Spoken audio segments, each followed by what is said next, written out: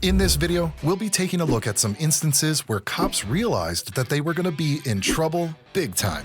Stay tuned for some of these cops' priceless reactions when they realized they were going straight to jail. Now, without any further delay, let's get it on.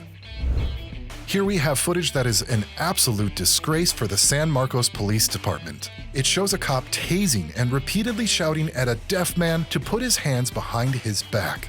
Get on your stomach! Turn around! Just have him stand up, I think it's perfect. Hands, let me see your hands.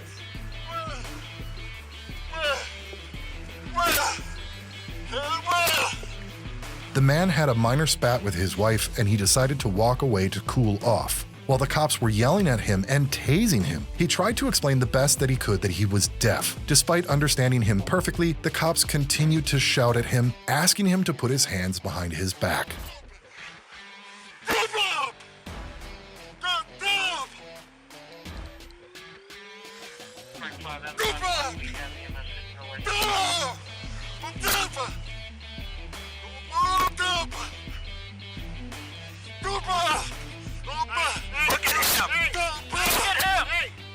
They were grabbing him as he was desperately asking for something to write on, but they didn't care about that, and one of them concluded that he wasn't being compliant. After trying his best to explain that he needed a pen and paper, one of the cops finally gave it to him. By that time, the cops probably realized that they were going to be in big trouble for using excessive force. Luckily, the situation calmed down after they gave the man a pen and paper, but that didn't stop him from filing a lawsuit against them.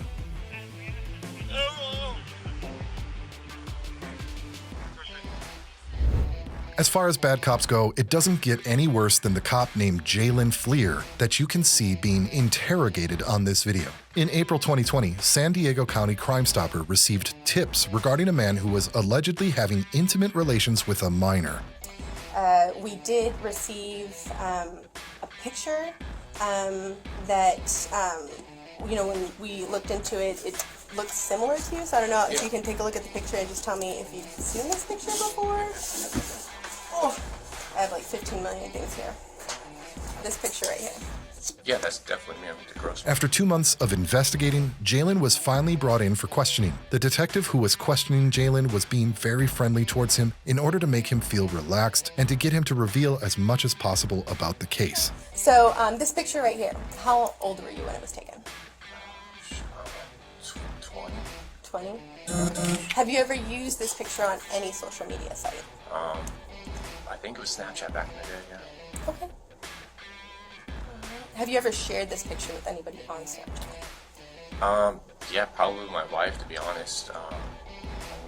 As you can see, his body language says it all. He's clearly nervous and visibly shaken. If there ever was a body language that had guilty written all over it, this would be the one. For the whole duration of this interrogation, Jalen acted as if he knew he was going straight to jail. This photo came up in connection with some allegations about you communicating with a younger female on Snapchat.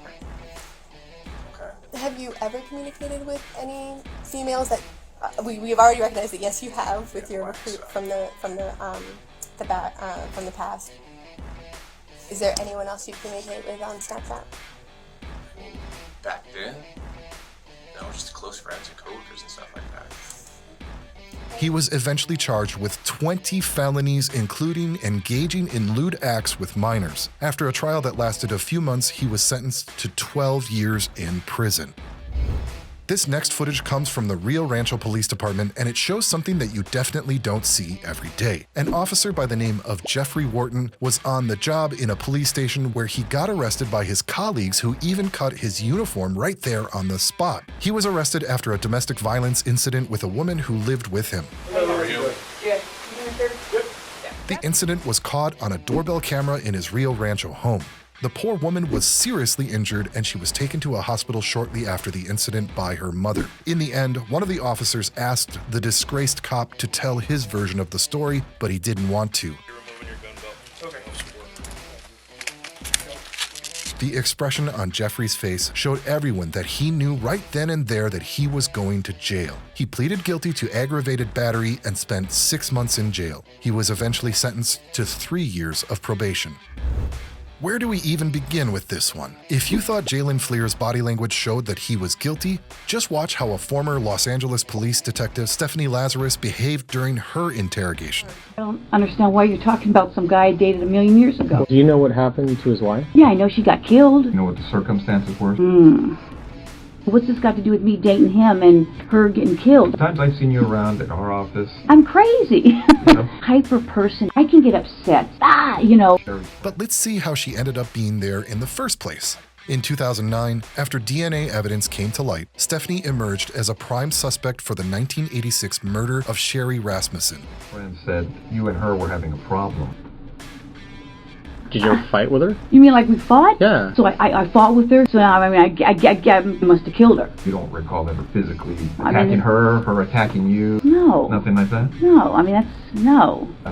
The detective brought her in for questioning, but they didn't actually disclose that. Instead, they told her that they needed help with the case. They asked her about Sherry and her husband, with whom Stephanie was in a relationship. No. If you guys are claiming that I'm a suspect, I got a problem with that. You're free to go whenever you want. Now Because now I'm thinking I probably need to talk to a lawyer. I've been doing this a long time, and now it almost sounds like you're trying to pin something on me. All right. Well, thanks for giving me the courtesy. It wasn't long until she realized that she was actually the suspect. This is where her behavior became erratic, as she most definitely realized that she was going straight to jail. Just look at those facial expressions. Anyway, after a while, the detectives decided they had heard enough and placed her in cuffs. She was eventually sentenced to 27 years in prison for the offense at the Central California Women's Facility in Chowchilla, California.